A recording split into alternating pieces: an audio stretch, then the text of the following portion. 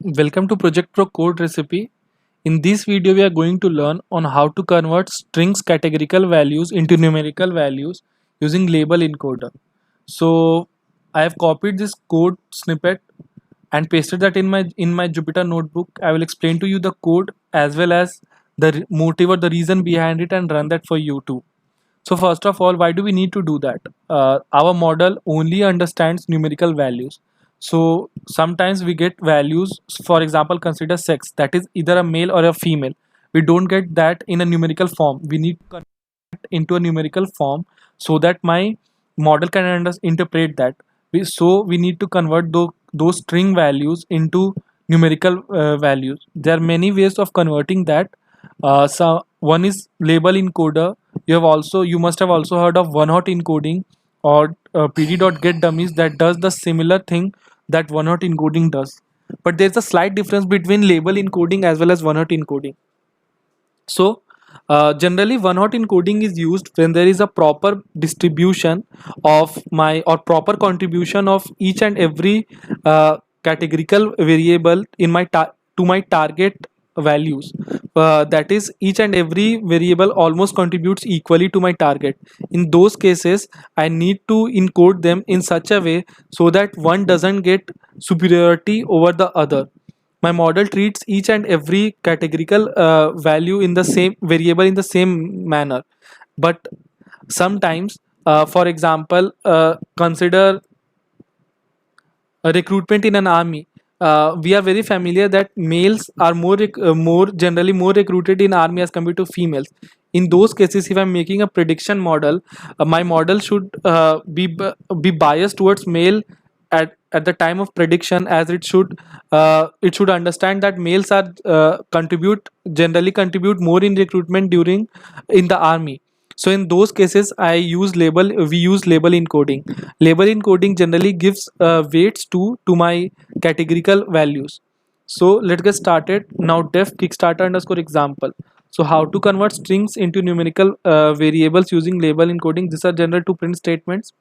In order to ignore warnings, I've imported warnings.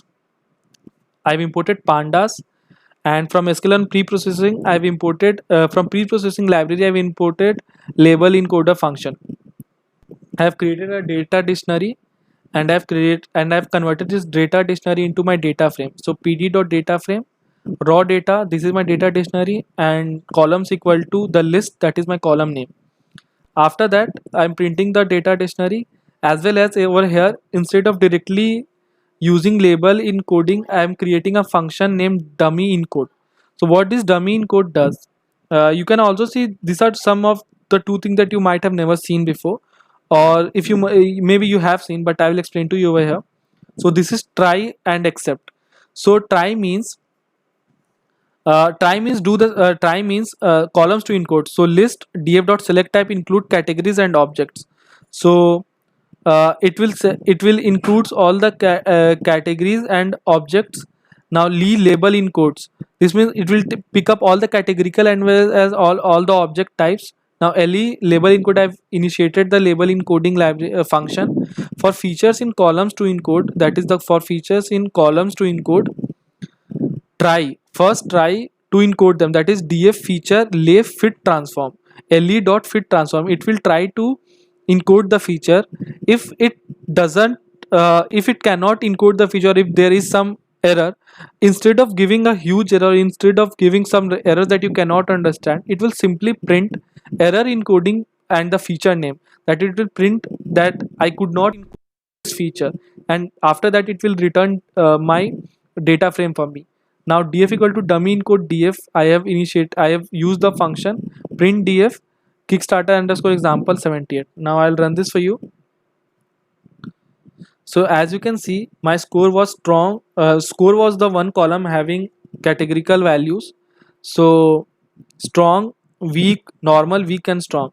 Now you can see, instead of creating uh, a matrix having it has label encoded them, that it has given weights to 1, 2, 0, 2, and 1.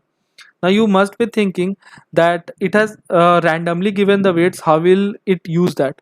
So basically, it is not a random weight at the time of modeling or the time of making prediction at the time of training your model, it makes sure that this number that has been given doesn't affect my model, but a separate weight is provided at the time of training. So this is all about the codes in this video. For real industry projects using this recipe, you can check these out, and the URL for this code is available below in the video. Thank you.